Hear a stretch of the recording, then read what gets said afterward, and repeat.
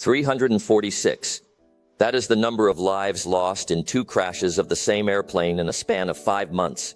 Lion Air Flight 610 on October 29, 2018, and Ethiopian Airlines Flight 302 on March 10, 2019. Both flights originated normally, climbed, and then, within minutes, plunged to the ground. No survivors.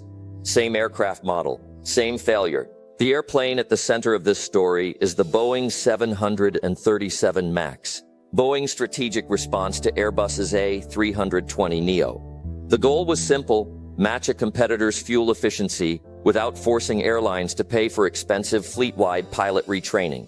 Engineers installed larger, more efficient CFM LEAP engines. Those engines saved fuel, but they were heavier and mounted further forward. The change altered aerodynamic balance. Under certain conditions, the MAX had a tendency to pitch its nose up. The technical patch that followed was not a mechanical redesign, but a software one.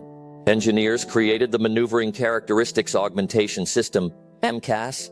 Its purpose was narrow. When a single angle of attack sensor reported an excessively high pitch, MCAS would push the nose down automatically to return the aircraft to what the designers considered a normal handling envelope. MCAS was a software countermeasure to a physical problem. Critically, it relied on input from a single sensor. The chain of decision-making that followed moved from the engineering lab to the boardroom. Boeing made multiple determinations with clear commercial incentives. Disclosing a new automatic flight control behavior would have triggered regulatory requirements for pilots to receive substantive simulator training. That would increase costs for airlines and weaken Boeing's competitive pitch. Boeing lobbied regulators to minimize required training and omitted MCAS from pilot manuals and training materials. Airlines were not informed, pilots were not trained. The Federal Aviation Administration, increasingly reliant on Boeing to perform large portions of its own certification work, approved the MAX under those representations. Internal Boeing safety assessments contained errors, but the FAA's reliance meant those errors went uncorrected in time. What happened in the air during both accidents reads the same in black box transcripts and flight data. A faulty angle of attack sensor sent erroneous nose-up readings to MCAS. The system activated and commanded nose-down inputs.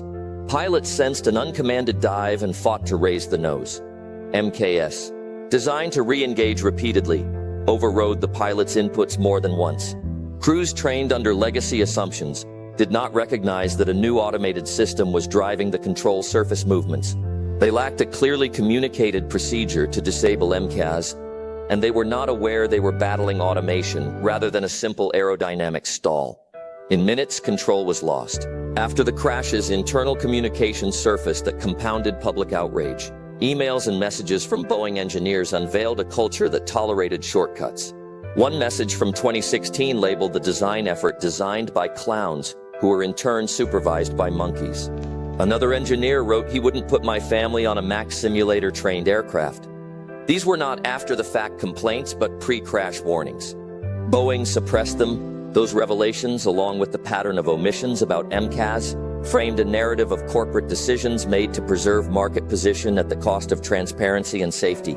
Regulatory responses followed an uneven timeline. Following the second crash, aviation authorities worldwide grounded the 737 MAX quickly. The FAA initially resisted and only grounded U.S. flights 4 days later, under intense pressure. The fleet remained grounded globally for 20 months, while Boeing, regulators, and independent engineers examined the design, revised software, added redundancy to the sensors MCAS relied upon, and built new training protocols. Legal and political accountability lagged behind the human toll. In 2021, Boeing reached a deferred prosecution agreement and agreed to pay $2.5 billion, including $500 million intended for victims' families. No individual Boeing executive faced criminal charges in those settlements.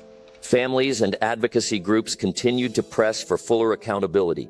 In 2024, the Department of Justice moved to re-examine Boeing's compliance with the agreement after families argued the company had not fulfilled its obligations. Boeing pleaded guilty to conspiracy to defraud the United States in 2024.